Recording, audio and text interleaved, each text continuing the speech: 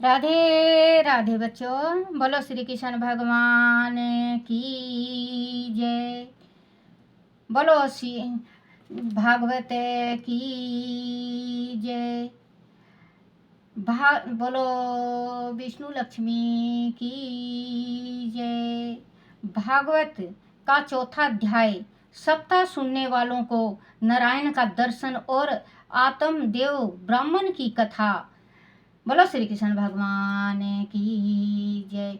सूत जी ने सोनकादि ऋषियों से कहा, मुनिवर, जब सभी उपस्थित वैष्णव जन वह ऋषि श्रेष्ठ श्री भागवत की सप्ताह कथा को सुनकर एकग्रचित्त हो गए, तब श्री श्याम सुंदर ने जो पीतंबर धारण किए हुए थे, कर दैनी मोर मुकुट, जड़ाऊ कुंडल पहने थे, केसर व चंदन का तिलक लगाए थे, उदो और बैकुंठवासी अपने भक्तों के साथ वहां उपस्थित हुए और अपनी मधुर मोहनी सूरत से सभी को दर्शन दिए। उस जिस टाइम में सारे ऋषि नारद और ये भक्ति सप्ताह सुने। भागवत का 7 दिन का सप्ताह होता है, 7 दिन का भागवत सुने। उस टाइम भगवान स्वयं विष्णु लोक से, वैकुंठ लोक से खुद आए और सबको दर्शन दिए। सुंदर से पीतंबर धारण किए हुए थे वो, उनके घुंघराले केस थे, उनके ऊपर मुकुट थी और कमर में करधनी, इतनी सुंदर करधनियाँ थी और चंदन, केसर का चंदन तिलक किया हुआ था और सब जितने भी भक्त थे उनके सामने साक्षात होके वो खड़े हो गए। अमृतमयी कथा को सुनकर दर्शन दिए। अमृतमयी कथा को सुनकर सभी की आंखों के सम्मुख श्री श्याम सुंदर की मूर्तियां साक्षात प्रकट हो गई। भगवान श्री कृष्ण साक्षात प्रकट हो गई थी। उनके दर्शन करके सभी उपस्थित जन उनकी जय जयकार करने लगे। बोलो श्री कृष्ण भगवान की जय। चंदन और पुष्प की उन पर वर्षा करने लगे, धूप दीप और नैवेद्य से उनकी पूजा करने लगे। जो भक्त बैठे हुए थे उनके इतनी तरंग चढ़ी कि भगवान की पूजा करने लगे। कोई पुष्प चढ़ा रहा है, कोई फल चढ़ा रहा है, कोई तिलक लगा रहा है, कोई चरणों में लौट रहा है। लगे शंख की तुमुल पुष्प की उन पर वर्षा करने लगे, धूप दीप और नैवेद्य से उनकी पूजा करने लगे। शंख की तुमुल ध्वनि से उनकी उपस्थित का जय घोषण करने लगे, शंख बजाने लगे। शंख जिस घर में बजता है उस घर में आप ये समझो कि कृष्ण भगवान और विष्णु भगवान का वास होता है। जिसके घर में शंख बजता है और ओपरी पराई जितनी भी चीज होती हैं वो सब बाहर चली जाती हैं। इस वजह से घर में शंख शाम को और सुबह जरूर बजाया करो। लगे ठट लोग उमड़ कर उनके चरणों में गिर पड़े। ऐसा अद्भुत आनंद देखकर श्री नारद जी ने सनत कुमारों से कहा कि उन्होंने यह सप्ताह यज्ञ करके सभी को मुक्ति का अधिकारी बना दिया है। नारद जी ने कहा संतों से कि आप लोगों ने ये सप्ताह करके जिसने जिसने भी सुनी और अमल किया वो मुक्ति की अधिकारी हो चुके हैं, दिया है। उनके अतिरिक्त और कौन लोग हैं जिन्होंने इस कथा को सुनकर मुक्ति प्राप्त की है। इस पर सनत कुमारों ने कहा, ऋषिवर, इस कलयुग में जो मनुष्य अपने पाप कर्मों से पापी कहलाते हैं, जो दुष्ट, लालची, चुगलखोर, दुष्चरित्र, कामी और क्रोधी, संतों ने कहा कि इस संसार में जो भी कलयुग में जो मनुष्य अपने पाप कर्मों से पापी कहलाता है, जो दुष्ट, लालची, चुगलखोर, दूसरे का बुरा चाहने वाला, अपना भला चाह के दूसरे का बुरा करने वाला, या क्रोधी, अपने घर में लड़ाई करने वाला है, वह भी इस सप्ताह कथा को सुनकर मोक्ष को प्राप्त करते हैं। ये सारे अवगुण हो किसी में भी, और ये सप्ताह सुन ले, ये भागवत सुन ले, वो सारे पापों से छुटकारा मिल जाता है उसको, और वो उसका मोक्ष हो जाता है और वैकुंठ लोक को जाता है करते हैं। इस कलयुग में जो व्यक्ति अपने माता पिता की सेवा करता है, वह अपने कर्मों और धर्मों से रहित लोभी होने पर भी इस कथा को सुनकर भवसागर से पार हो जाता है। जो अपने माँ बाप की सेवा करता है और गुरुजनों की सेवा करता है, बड़ा और छोटों की इज्जत करता है, बड़ों को वो पैर छूता है, बड़ों का वो सत्कार करता है, और अपने माता पिता का सेवा करता है, और ये ग्रंथ सुनता है, भागवत सुनता है, उसको भी मोक्ष मिल जाता है, भवसागर से पार हो जाता है, वो भवसागर से पार हो जाता है। अब हम आपको एक पुरानी कथा सुनाते हैं। वह कथा एक ऐसे ब्राह्मण की है जिसकी पत्नी बड़ी करकश थी।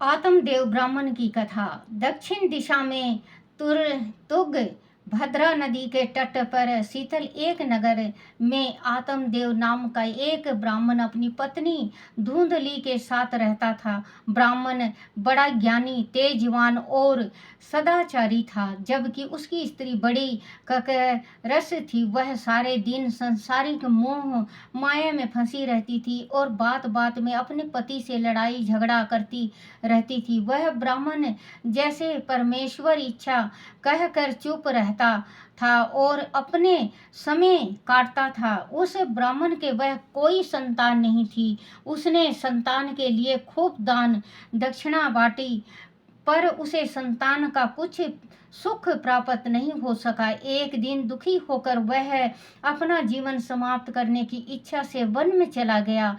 वहां एक सरोवर के किनारे वह भूखा प्यासा दोपहर तक बैठा रहा। चिंता के मारे उसका बुरा हाल था। संतान न होने के कारण उसके पितरों को मुक्ति नहीं मिलती। वह सोच सोच कर वह हैरान परेशान था। उसी समय एक सन्यासी वहां आया और उस ब्राह्मण को उदास देखकर उसकी उदासी का कारण पूछने लगा। ब्राह्मण ने संतान न होने का अपना दुख उसे बताया और कहा कि उसकी पालित गाय भी बांझ है और जो वृक्ष उसने लगाया है उन पर भी फल नहीं आते हैं। बंजर से जो फल वह लाता है वह भी सूख जाते हैं। सन्यासी ने ब्राह्मण को सत्वान देते हुए उनकी कर्म रेखा देखी तो कहा कि तेरे भाग में 7 जन्मों तक संतान का सुख नहीं है, इसीलिए उसके लिए प्रयत्न करने का कोई लाभ नहीं। वैसे संसार की माया झूठी है। कलयुग में पुत्र से सुख नहीं, दुख ही प्राप्त होता है। सभी भाई बंधु मतलब के साथी होते हैं। तू ब्राह्मण पुत्र है, तुझे अपना मन हरि भक्ति में लगाना चाहिए, इससे तुझे सुख प्राप्त होगा। श्री हरि की शरण के बिना प्राप्त होने वाले सुख अंत में दुख का ही कारण बनता है। ब्राह्मण को सन्यासी की बात तो से संतोष नहीं हुआ। वह संतान प्राप्ति की ही रट लगाए रहा। उसी अधिक दुखी जानकर उस सन्यासी ने उसे एक फल दिया और कहा कि इसे ले जाकर अपनी पत्नी को खिला देना, तुझे अवश्य पुत्र का सुख मिलेगा। ब्राह्मण खुशी खुशी अपने घर लौट आया और उसने वह फल अपनी पत्नी को खाने के लिए दे दिया और कहा कि इसके खाने से उसे पुत्र की प्राप्ति होगी। फल देखकर वह ब्राह्मण नगर में चला गया। उसी समय उसकी पत्नी की एक सहेली वहां आई तो ब्राह्मण की पत्नी ने उससे अपने स्वामी की बात बताई और कहा कि वह संतान उत्पन्न करना नहीं चाहती आदि। उसे गर्भ रह गया तो घूमने फिरने, गाने बजाने, उठने बैठने में उसे बड़ा कष्ट होगा। गर्भ के कारण वह ठीक से खा पी नहीं सकेगी और जब वह पुत्र को जाने की तब उसे बड़ी पीड़ा होगी। उसका शरीर कोमल है, वह इस दुख को सहन नहीं कर पाएगी आदि। बालक हो भी गया तो रात दिन उसके मैल मूत्र को साफ करना इससे नहीं हो पाएगा। बदबू वह जरा भी सहन नहीं कर पाती, इससे तो वह बांझ ही ठीक है।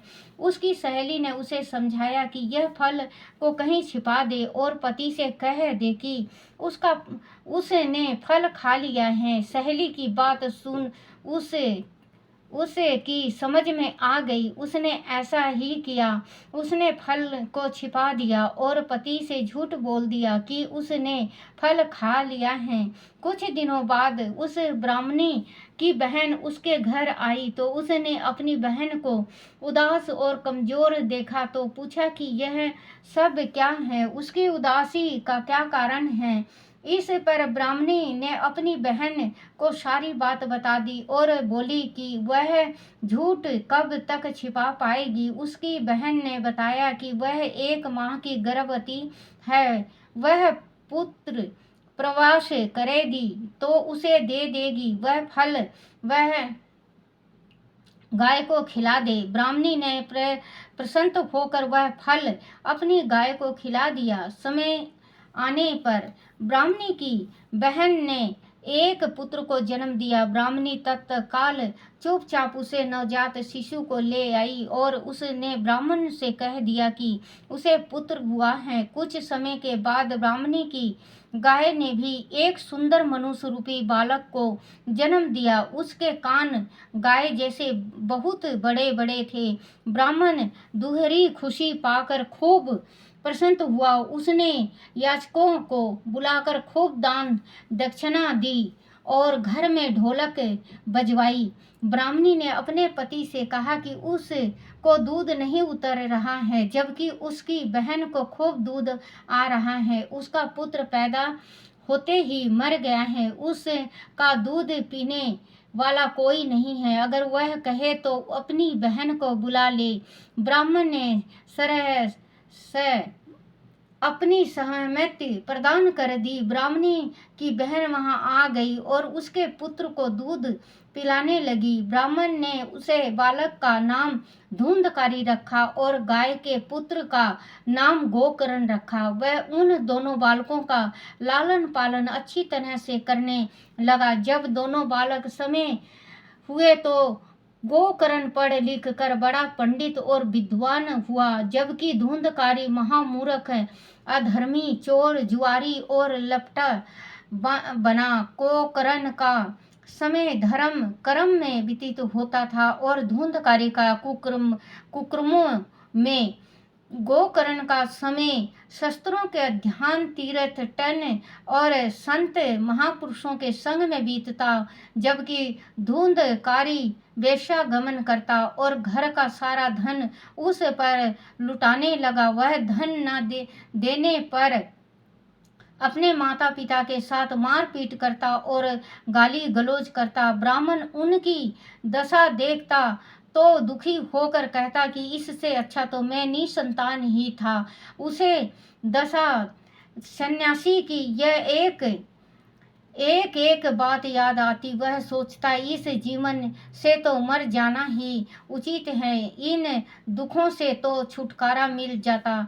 पिता को दुखी देखकर गोकर्ण उसे समझाता कि इस संसार में दुख सुख किसे नहीं होता, आपको चिंता नहीं करनी चाहिए। संसार में राजा, रंग, धनी, निर्धन, सभी के साथ दुख लगे रहते हैं। जो व्यक्ति संसार की मोह माया छोड़कर परमात्मा का मोह छोड़कर वन में चले जाओ और भगवान का ध्यान करो, आपको सुख का मोह अवश्य मिलेगा। संसार में लिप्त रहने से तो नरक ही भोगना पड़ता है। गोकर्ण की बात सुनकर ब्राह्मण को कुछ ज्ञान हुआ और उसने अपनी पुत्र गोकर्ण के कहने पर वन में जाकर अपना मन श्री हरि चरणों में लगा दिया। कुछ ही दिनों की एकाग्रचित्त भक्ति करने से उसे मोक्ष मिल गया और उसने अपने संपूर्ण जीवन शिव श्री हरि भक्ति में समर्पित कर दिया। बोलो श्री कृष्ण भगवान की जय। बच्चों, अपने पति से कभी झूठ नहीं बोलना चाहिए। जो झूठ बोलता है वो बहुत ज़्यादा खता खाता है, क्योंकि ब्राह्मण की पत्नी ने झूठ बोला था कि मैंने फल खा लिया और मैं गर्भवती हूँ, और अपनी बहन का बच्चा जो लेकर आई। तो बच्चों, जो फल ऋषि ने दिया था, ऋषियों का फल में वो शक्ति होती है, भगवान की शक्ति होती है, वो गौ माता ने खाया तो गौकर्ण हुआ उनके। क्योंकि गौकर्ण का शरीर तो इंसान का था, एक गाय का कान लगा हुआ था, और वो बहुत पुण्य और धार्मिक, बहुत ही ज़्यादा धार्मिक विचार का हुआ, क्योंकि वो गौ के पेट से पैदा हुआ था। तो बच्चों, अपने पति को कभी झूठ नहीं बोलना चाहिए। कोई औरत अपने पति को झूठ बोलती रहती है कि मैं गर्भवती हूँ, और कुछ दिन के बाद ये कहती है कि मैं से खराब हो गया मेरा बच्चा। बच्चों, वो तो परमात्मा की इच्छा है, क्योंकि बच्चा जिस टाइम गर्भ में आता है तो पितरों की कृपा से आता है। पितरों का आप जोत जलाया करो, पूजा करा करो, और दिल से पितरों को माना करा करो, तो आपके घर में जरूर संतान होगी। परमात्मा जरूर, पितरोजी महाराज आपको जरूर आपकी झोली हरी करेगा। क्योंकि धन और धन आता है कुल की देवी देती है, और जन देता है पितर। तो बच्चों, पितरों की सेवा करा करो और पितरों की जोत जलाया करो, आपके घर में जरूर संतान होगी। ओम नमः शिवाय, ओम नमः शिवाय। बोलो श्री कृष्ण भगवान की जय। श्री कृष्ण गोविंद हरे मुरारी, हे नाथ नारायण वासुदेवाय, हे नाथ नारायण वासुदेवाय, हे नाथ नारायण वासुदेवाय। श्री कृष्ण गोविंद हरे मुरारी, हे नाथ नारायण वासुदेवाय। बोलो श्री कृष्ण भगवान की जय, भागवत की जय।